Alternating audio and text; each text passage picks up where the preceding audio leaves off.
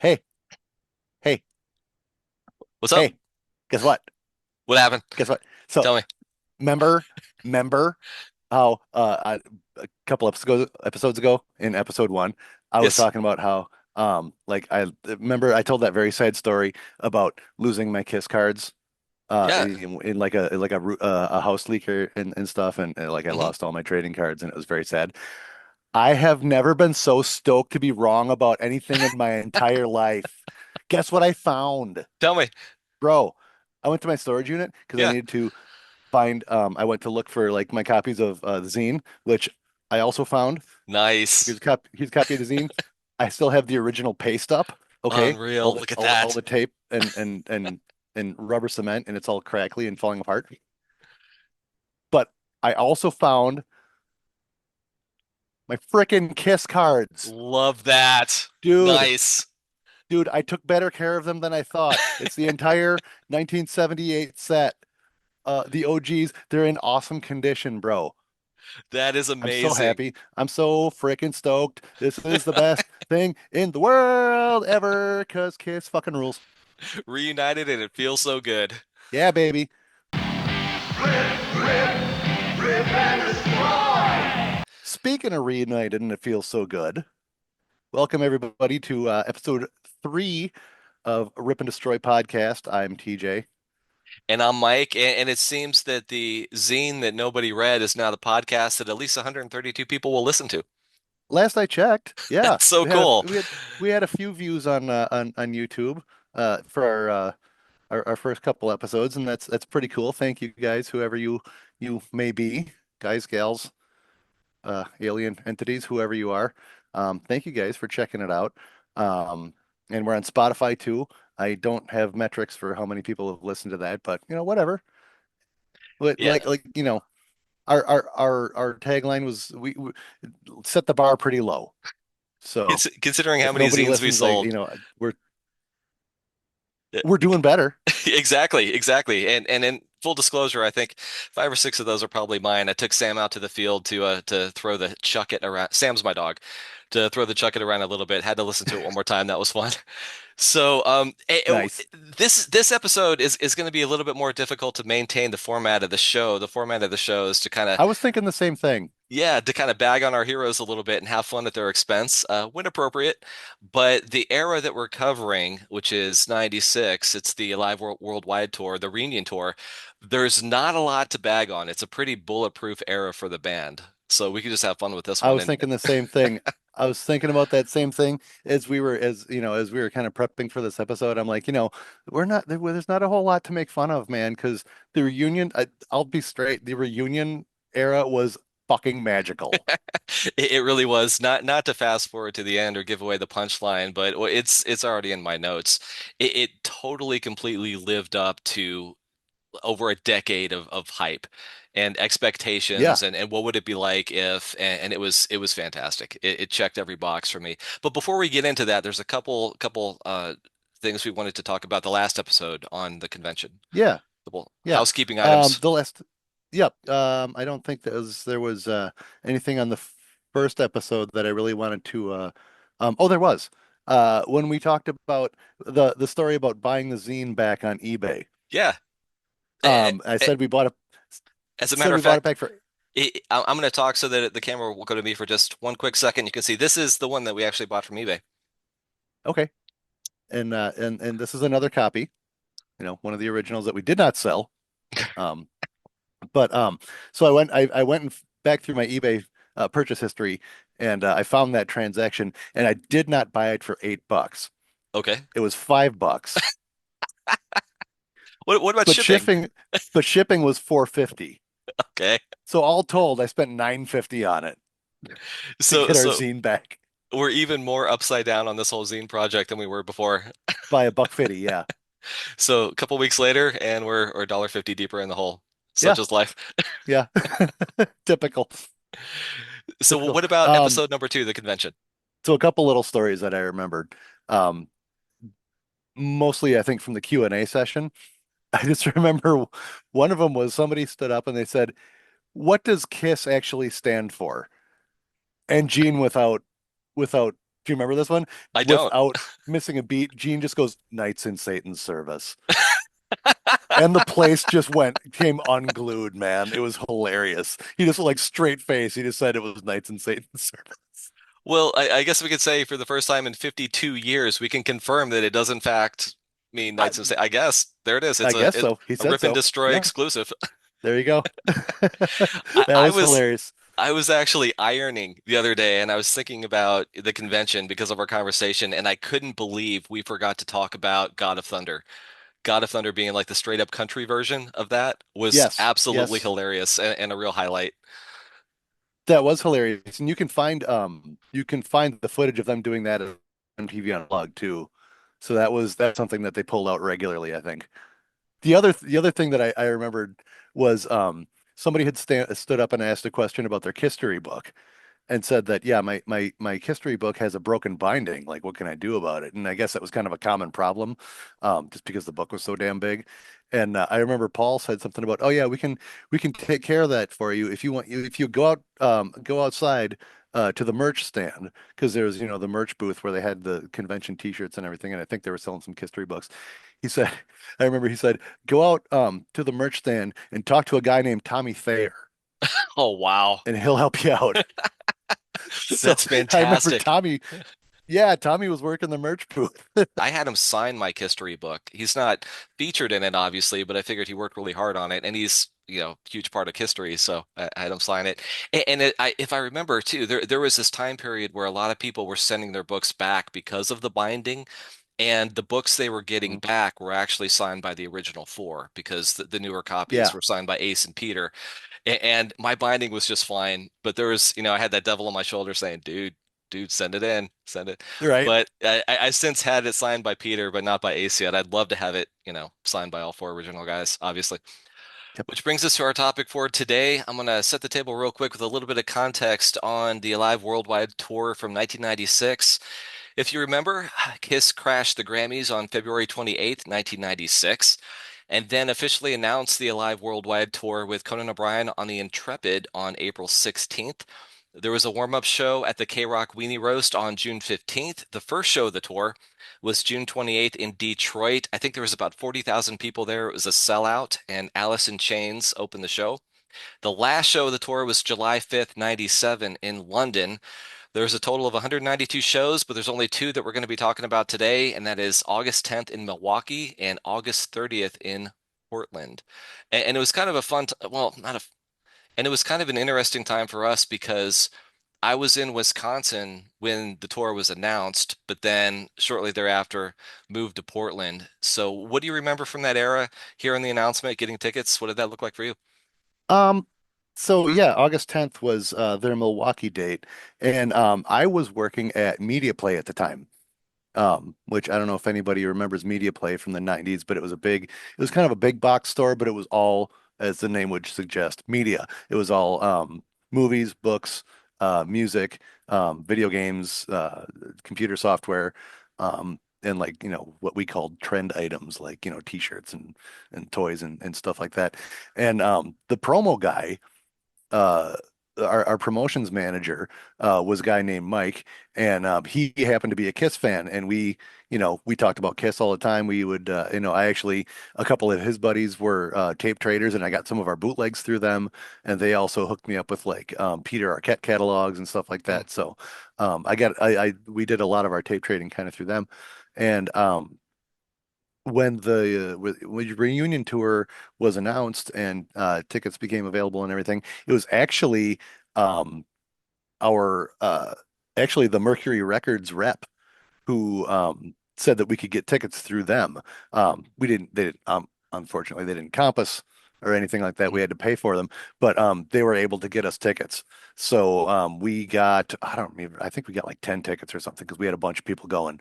And so that was how I got. I think I actually, I'll have to look, but I think I actually still have the envelope um, with a handwritten note from the Mercury rep saying something about Mike, here's your 10 tickets, enjoy the show or something like that. So I think Nice. I still have that somewhere. But that was how we got the tickets, and we went down and we were 20th row, if I remember right, on the floor over kind of towards Ace's side. Okay. Um, and as this was at it was at the Bradley Center in Milwaukee, which I believe is now, I'm not sure if it's a new building or if it's just now been renamed the Fiserv. Um, the Fiserv Forum. It's where the Milwaukee Bucks play and everything. It's a big, Mhm. big stadium. But anyways, yes, that was I do have my Kiss Alive Forever uh book here with all of the information. That was yes, August 10th, 1996, Milwaukee, Wisconsin, Bradley Center. Opening act was Degeneration. Mhm. Um, I remember very little about them. Well, Attendance was 15,872, which was a sellout. That was full capacity. Um, And yeah, that was August 10th. And the only other note is the set list, which had been unchanged since at least August 6th. Um, so yeah, they had played that set list about at least four times. So before they made any changes. There's I know that was um, one very important song in there that I know you missed out on, that you are bummed out it, about. what a You have heartbreak. voiced your disappointment about this on many occasions, and I did get to see them do Rock Bottom. Easily, probably, definitely in my top five, probably in my top two or three all-time favorite Really? Kiss. Absolutely. Wow. I love that. I even like the acoustic version. I love that song. And they dropped it before they got to Portland. And They did. what we got that you didn't was I Stole Your Love. The set list was pretty much the same. They changed the order Hmm. of a couple songs right in the middle of the show. The 10th song in Milwaukee was Shock Me, whereas in Portland it was Strutter. And then the 13th song for your show was Rock Bottom. Mine was I Stole Your Love. But for some Yep, I reason, have that here. I can confirm. nice. It's in But the for some book. reason, we both got Let Me Go Rock and Roll, which I could easily have done without and would have traded. See, and I know you're not crazy about that song. I was not crazy about that song, honestly, until that night. Really? Seeing him do it live was a blast. Okay. Yeah, I never really kind of got that song. I never really like it never really connected with me until I saw him do it live. And I just realized like at least the last 75% of that song is just them jamming their asses off. And it looks like it's really fun to play once you get into it. So yeah, I ended up becoming a fan of that song at the show. I would trade four or five Let Me Go Rock and Rolls for one Rock Bottom. Or not. But that was yeah, the Rock Bottom was very cool. It was very cool seeing Paul and Ace um doing the intro and then kicking into it. And that was one of the songs too that um I'm going a little bit out of order about some of the stuff I want to talk about, but that's okay. Um when they did the reunion tour, there were so many people who went that were not, of course, hardcore Kiss fans. A lot of people went Mhm. just because, oh wow, Kiss is back, this will be fun. Um and I remember thinking while I was at the show, like, how many of these 15,000 people know Rock Bottom? Right, right. Yeah. You know, or even like, I mean, I was there with one of my sisters, and I'm like, does she even know Deuce? They Uh-huh. opened with Deuce. Does she even know that song? Yep, yep. Deuce is a great opener. I Oh, actually classic. I almost missed my chance to get tickets because I moved and because of the time zone difference between Wisconsin and Portland, I had my time completely off.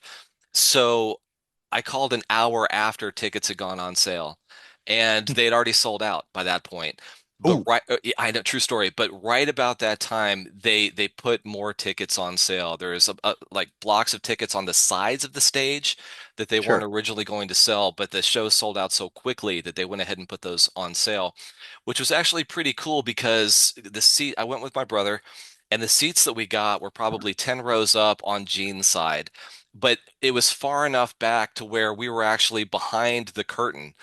And two really cool things happened because of those seats. The first was being able to watch the band come out and get ready behind the curtain before the curtain drop, which was really cool, just seeing Gene get hyped up. And he's acknowledging the crowd on the side, and we saw the curtain drop kind of from their point of view, which was fun. And then being able to watch Pete for me was a blast because he was playing really, really well on that tour. And I was pretty much right alongside. I could watch him Hmm. play. And then I remember after the show, before the encore, they're walking off the side. Pete was like really excited. He was just like a little kid. He was really excited. He put his hands on Gene's shoulders and he's shaking them. And I remember that because years later, I was reading an interview with him in Metal Edge magazine, and they asked him, "Did any shows stand out on that tour?" And he said, "Yeah, Portland, Oregon was the best show that we played on that whole tour when they played it. What was at that time the Rose Awesome. Garden? Now it's the Moda Center, and it was fun. Light years different from watching him play on the Farewell Tour in 2000, but 96 was great. For us, we had Stabbing Westward as an opening band, which, going Oh, through the list earlier today, if you had to pick one, assuming it's not Alice in Chains or Deftones or something, but of the bands that opened a lot of shows, you could do a lot worse than Stabbing Westward, so that was kind of cool. true. And so yeah, almost missed out on my chance to see the show. Wow. But ended up getting really cool tickets because of it. And That's cool. yeah, a couple things that really stand out to me about the show. One was, like you mentioned, "Let Me Go Rock and Roll" didn't really make sense until you saw it live. For me, like the Deuce dance is kind of campy, kind of goofy, but when you see it live, it just Oh yeah. totally works. And of Yeah. course, you're doing it yourself. Yeah. One thing I hadn't seen them do before was they kind of took Cold Gin and turned it into a duet between Gene and Ace, which I thought was really cool. Yeah, I remember that they did that too. Once they did the reunion tour, they kind of let Ace take a couple of verses. And I don't know if that's just because it's an Ace song, if it's such an Ace themed song. I What do you mean? nothing. You know, I heard his heater breaks a lot. I don't know. Um, but yeah, I do remember them doing that too. And I think was that also when they started um like Ace and Peter would take a couple shout it outs too and shout it out loud. Yes, yeah. But I just remember um even just going all the way back to just like when the show starts, and Deuce hits and the curtain drops and you see them, you know, okay, we were talking in an earlier episode too about how, 1979 is when like all the kids started showing up and they say that that's when they started to go downhill and everything. But I mean, for us being those kids at age 5, my parents didn't take me to a Kiss show in 1979. Okay. So I mean, I am, even though we were into them, in the 70s, towards the end of the 70s, like during the makeup era, we didn't get to see them. So we were kind of the kids that really benefited from the reunion of finally getting to see what we never got to see. And Absolutely. having been super Kiss nerds, like having a real sense of FOMO for all those years that we really missed out on something, not having been able to see them, in their glory days. So, I mean, in that respect, the 96 reunion, like you said, delivered exactly what it was promised to do. It really Um, did. The only other thing I could compare it to was, 1985, watching the Iron Maiden Live After Death VHS probably 8,000 times. And then in 2008, when they recreated that tour, being able to see it live was really quite cool. Another thing that stands out to me from that tour was, this didn't happen in Milwaukee or in Portland, but on April 5th, 97, that was a show that Peter didn't show up, and Ed Cannon, the drum tech, put on the makeup, filled in for that show, and more importantly, just kept that dream alive for another generation, because anybody who's ever taken a guitar lesson or picked up a pair of drumsticks has had that dream. What would happen if? uh-huh. Like, oh my God, the drummer can't play. What are we gonna do? Just being the guy to say, I got this. Right. So he slapped on the makeup and lived the dream for all of us. And for that reason alone, I have real estate set aside in my history book. And Mr. Cannon, that's all you, buddy. Like Nice. if I ever get the chance, you've earned your place. Please sign my book. That would be really cool. Which is exactly the reason I've never really been mad at Tommy Thayer. Everybody, all these fucking asshole Kiss fans are like, "Oh, he's not the real spaceman," and blah blah blah. And it's like, okay, if Gene called me and said, "We got rid of Ace, we need a guitar player," you think my ass wouldn't be on a plane in 30 minutes figuring out how to put on Ace Frehley makeup? Yep, yep. I am not mad at Tommy at all because any one of us would have done the same thing. So good for him. I, He's a I good can't. soldier in the Kiss Army, man. Let me tell you. Are people mad or are they jealous? I Because think I think they're jealous. Yeah, yeah, yeah. probably.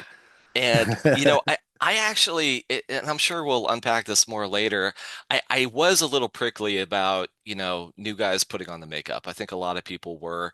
For me, it was a little tough on the front end to see Eric Singer wearing the Peter makeup because, Peter, that's he's iconic to me. And there was a couple years where I didn't go see live shows when that was happening. And then on the Sonic Boom tour, it came through Portland and they had a special where tickets were $10. And you're not going to pass that up. So I went to this show with pretty low expectations, and that show changed everything for me because the last time I'd seen him was the farewell tour, which was, we'll talk about that in Mhm, an upcoming episode, but that was a rough show. And you could tell that they weren't having fun. They were mhm. just kind of going through the motions.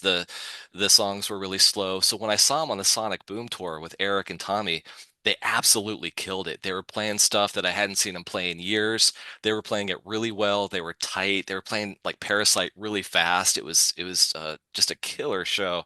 So for me, that kind of changed it all. I think the only other couple of things I can think of um, regarding the 96 shows were first, one thing is I do remember walking up to the Bradley Center and they had the inflatables, Oh yeah, like the yeah. giant, like the four giant like Kiss guys. That was fun. Um, the other thing, this is so funny and so dumb, but the other thing I really remember about um when they like first hit the stage and you first saw, all four guys all, in their glory. I just remember thinking they're so fucking sparkly. Like the stage was hitting like Paul and Ace, and I'm like, they're just glittery, and I'm like, it was actually like 10 times better than you imagined it. No matter how many times we've seen vintage footage, when you see it in person, it was so much more impressive than you even thought it was going to be. Um, and just I remember the atmosphere of those shows too. I think Paul said in some interview somewhere that those reunion shows, those first reunion shows were like a party. Mm, And I absolutely remember that atmosphere. Like if you go on YouTube and you watch like the Tiger Stadium show, like the very hmm. first like of the show of the tour, like you look at that crowd and they are losing their fucking minds. And I remember at least the two, and like I said, I saw them twice on the reunion tour, and it was like that both times. Mm. And so that was amazing. So yes, August 10th was the show that I saw them. Um, then they didn't play again for a week. And the show that they played on August 17th, 1 week after I saw them, was the show at Donington. So the Off the Soundboard Donington Oh, cool. release is 1 week after I saw them. It was the next show that they played after Milwaukee. So if you want a good snapshot of the show that we saw, that Donington release, it pretty much sums it up. And that's a good one of the, not all of the Off the Soundboards are amazing. But that was a good one. That's really So, cool. And to your point, looking back on it, one thing I really loved about that era was that they were hungry. They came out mhm. in fighting shape. They lost weight. I think Ace had plastic surgery. They looked fantastic. They were Did playing he? really well. Yeah, that's what I think I read that on Wikipedia this morning. But Oh, okay. and you could tell, Tommy put them through the paces, got them where they needed to be. The shows were just a blast. I see you're rocking the shirt. Did you get any other swag at those shows? Um, at that show. Actually, this is the shirt. So this is the 96 97 shirt. I actually bought this in a bargain bin at an FYE years later.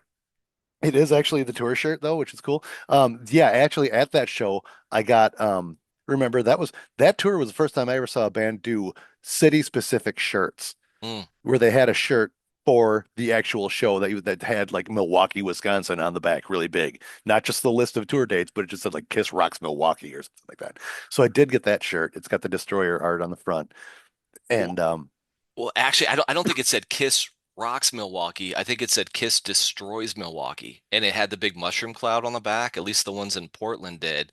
And I remember reading a story one time that they did those shirts for every show until they got to Japan. And Gene saw the shirt that said, Kiss destroys Nagasaki with Jesus Christ. the explosion, and he said, "Burn every single one of these." And Yeah. they never saw the light of day. Yeah. So I remember the show specific shirts, Yeah. and I'll yeah, actually have to check. I don't remember if it has I don't think it has. I don't. think it had a mushroom cloud on it. I'll have to see what's on there. But yeah, that would probably be a bit of a marketing disaster. To, I picked up the program. I got a lot of programs from different shows. I think that one's my favorite. Great photography, really cool program. oh, I've got that one too. I Uh, did buy the program too. Yes, Yep. it was fantastic. I think the only bad thing is that we didn't get to see that show together. That would Yeah, have made it perfect. I can't believe I didn't even think of this. Nice. There it is.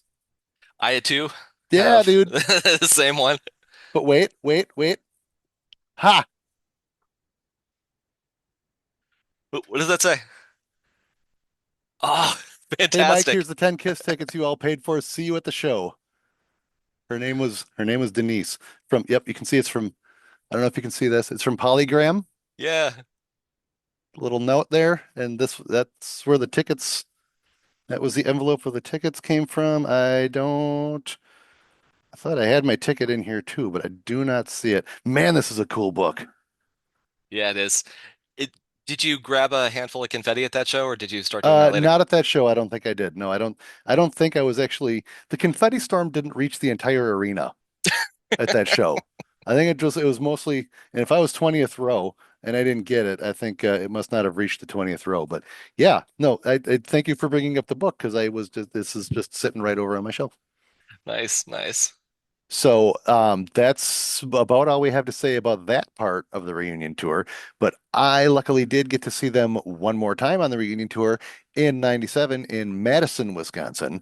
And I have here that information. That was April 23rd, 1997 in Madison, Wisconsin at the Dane County Expo Center Coliseum, which is a smaller venue. The attendance, the sold out attendance was only 8,233, which seems small, but it didn't feel small because that was a hell of a show. The opening act was Outhouse.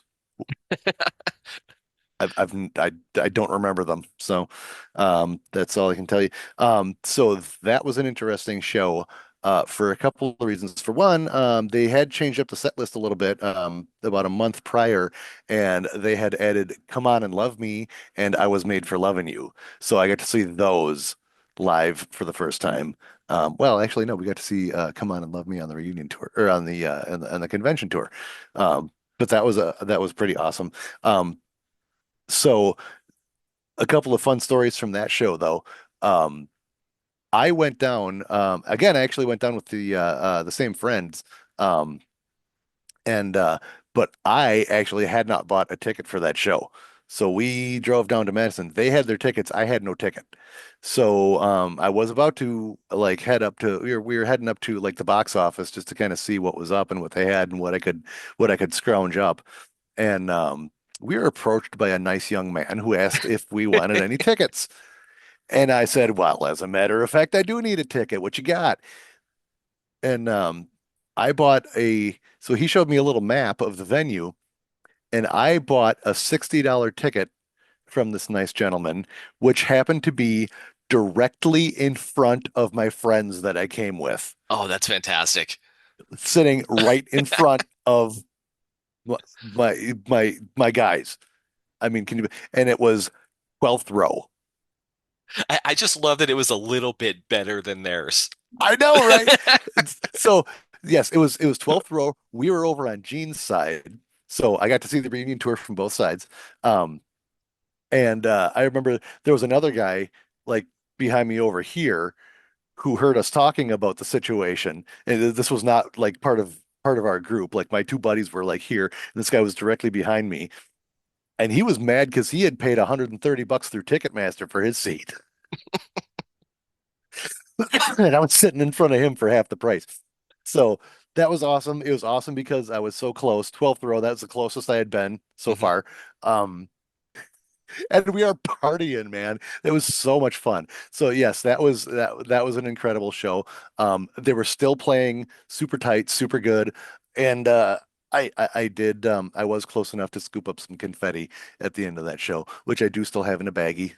Along with all my ticket stubs and everything. So, yes, the second leg of the reunion tour was just as good, if not better, than seeing them in Milwaukee. And I think I considered that if I still I that's a contender for one of my favorite times I've ever seen Kiss.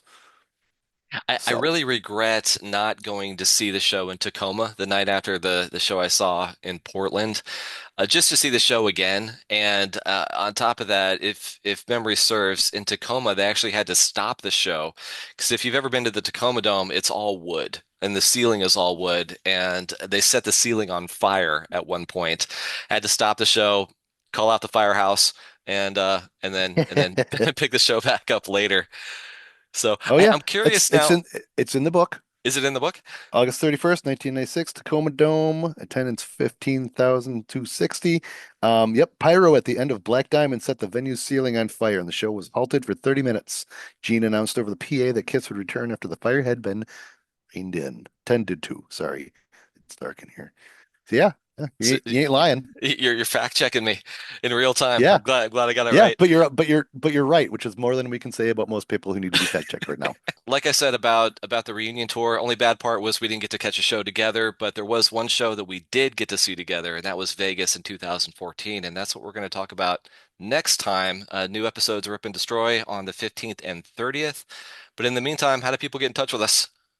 You can check us out on Instagram at Rip and Destroy Podcast.